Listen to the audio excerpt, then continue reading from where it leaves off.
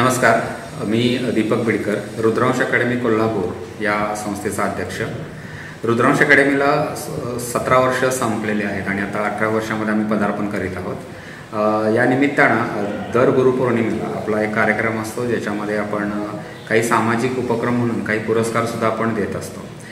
त्याच्यानंतर मग नृत्य, नाट्यकला, संगीत याचा आपला एक कार्यक्रमसुद्धा असतो, जो यावर्षी 21 जुलै रोजी रविवारी 4 वाजता केशवराव भोसले नाट्यगृहामध्ये असणार आहे. यामध्ये आपले सगळे विद्यार्थी जे असतात ते सगळे त्याच्यामध्ये सादरीकरण करत असतात.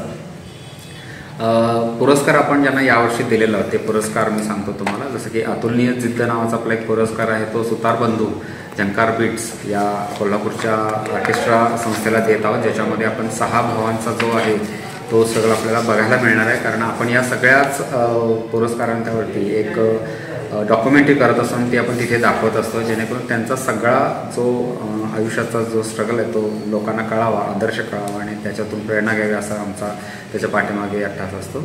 दुसरा पुरस्कार आहे जो उत्कृष्ट चित्रकर्मी पुरस्कार. हा यावर्षीचा गाब हा जो सिनेमा झाला, जो इंटरनॅशनल लेवलला आपला कोल्हापूरचं नाव मोठं केलं, अशा अनुप जत्राटकर या लेखक दिग्दर्शकाला दिला गेलेला आहे. कर्तृत्ववान स्त्री हा पुरस्कार आपण नंदिनी नरेवाडी ही सकाळची असलेली एक युवा पत्रकार तिला आपण दिलेला आहे.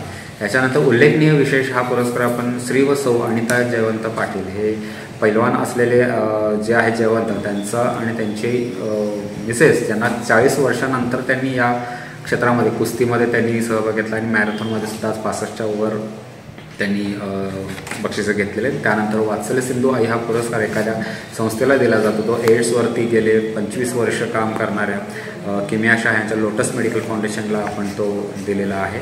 हा कार्यक्रम सर्वांसाठी खुला असतो आणि सर्वच कोल्हापूरकरांनी हा कार्यक्रम पाहण्यासाठी यावा असं मी सगळ्यांना आवाहन करतो. रुद्रांश अकॅडमीचा हा पुरस्कार वितरण आणि सांस्कृतिक सोहळा हा येत्या रविवारी 21 जुलै रोजी संध्याकाळी 4 वाजता बरोबर केशवराव भोसले नाट्यगृहामध्ये होणार आहे.